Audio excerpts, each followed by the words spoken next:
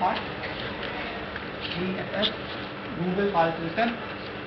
This was presented in 2003. They had a revision, Google File System 2, and maybe another revision followed by that. We are not sure, but up till 2 revisions they have. But we are going to discuss about the first thing, GFS 1, and we are going to discuss this from a very primitive level. And if time allows, I can show you further slides out of this presentation. So, why do we need distributed file system? Can you think of it? Why do we need it? Why do we need a file system for managing everything? We had a file system. If we talk about Windows, we had NTFS. Take it. We have ext3 or 4 for Linux. Why do we need another file system, GFS? Do you have any idea? Why? No. Okay. When you had a small disk drive, you had a file system, such as FAT16. Right? You began your journey. Even before that, there was other file systems. But if I talk about DOS mode, it was FAT16 that supported maximum of 2 GB for your partition.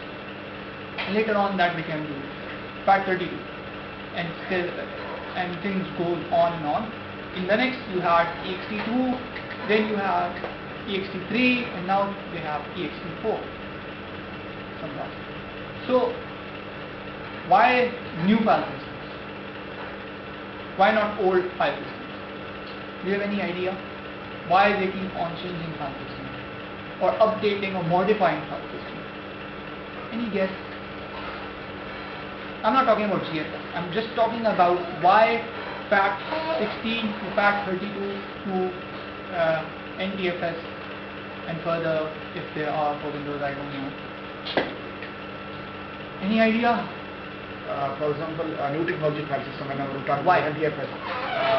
As you said that the FAT16 was handling just only the 2 GB partitions, and then we have the capability for the more Further. Okay. As the challenges and the problems, as the requirement changes. As the requirement changes, right? The need for the new sake things. of efficiency, for the sake of optimization, we need new ways of dealing with data, so we had new concepts, right? For example, FAT16, at that point of time, there was no concept of security, so there was no concept of encryption there on the file system.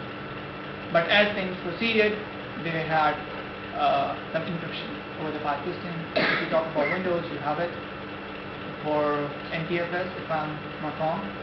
For Linux, you talk about maybe ext3, and ext4 both have encrypted file systems as well. So there are things. Likewise, when we are talking about large scale of data, don't we need a file system for that too? Recall, in the older time, not in the older time, maybe even today, what is the smallest unit of writing the file on a file system? Create a 0-byte file, and how much space will it occupy on your disk? Do you have any idea? Create a text file in Windows. What would be the actual byte size on the disk? Do you know? Not 0 bytes. That's for sure. Let's say 512 bytes or 5, depending upon what file system you have. There is something, maybe in KB, maybe in bytes, depending upon the file system. So they have a smallest unit in some sort of, say, bytes, right?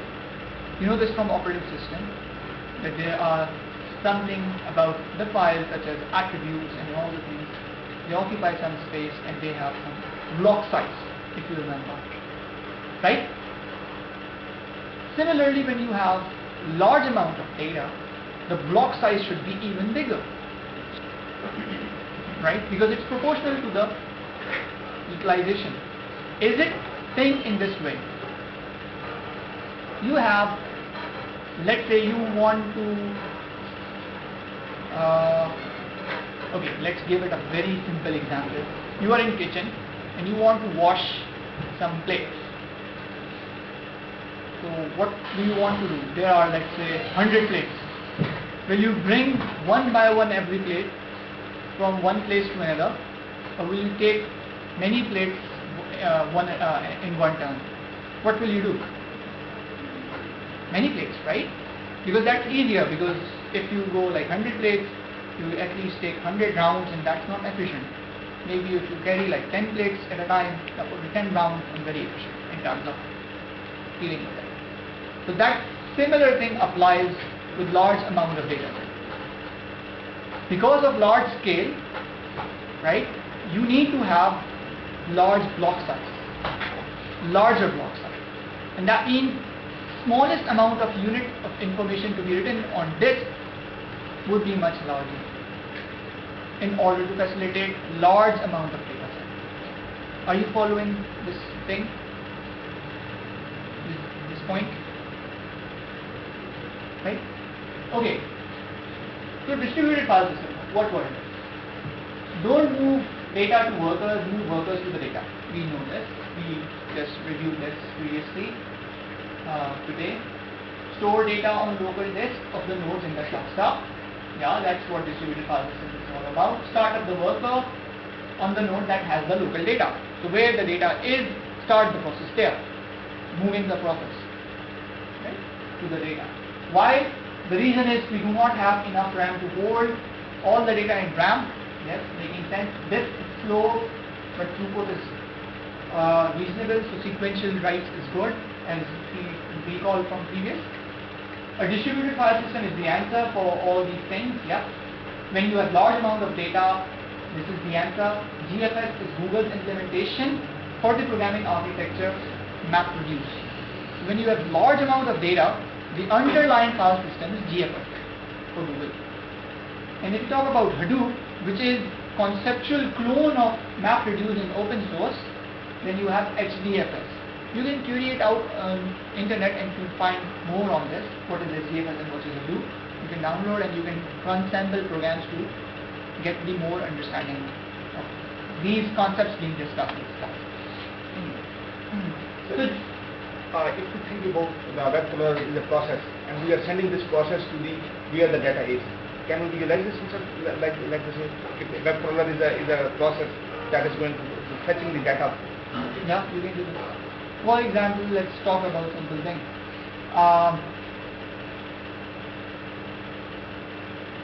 We want to apply, let's say, TF-IDF for some web data.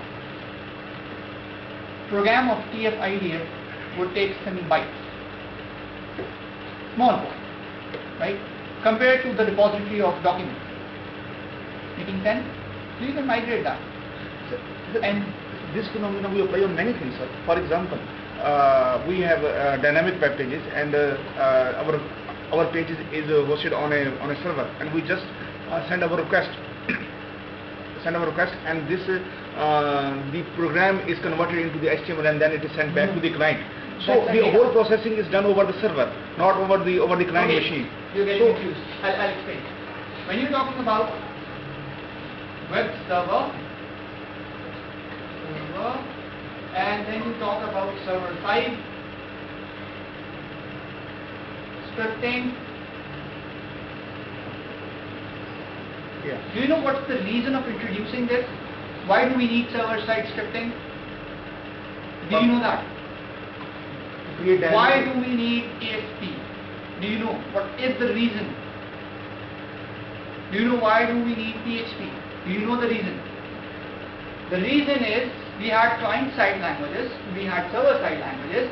We want to hide the code, the actual code that you wrote from the user, and for that purpose we write it in server-side language. So we just give the response, the output to the user, not the way how we process it. But actually processing is being done over the server. Hold on. You're following here? Yes. Till here, this point? At server, you have what? Protected source code. It is not this way that you have processed or program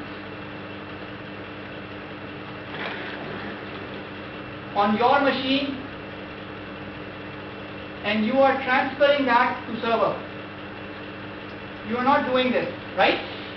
You're not transferring your process, your program from your machine to the server. You're not doing this. Okay.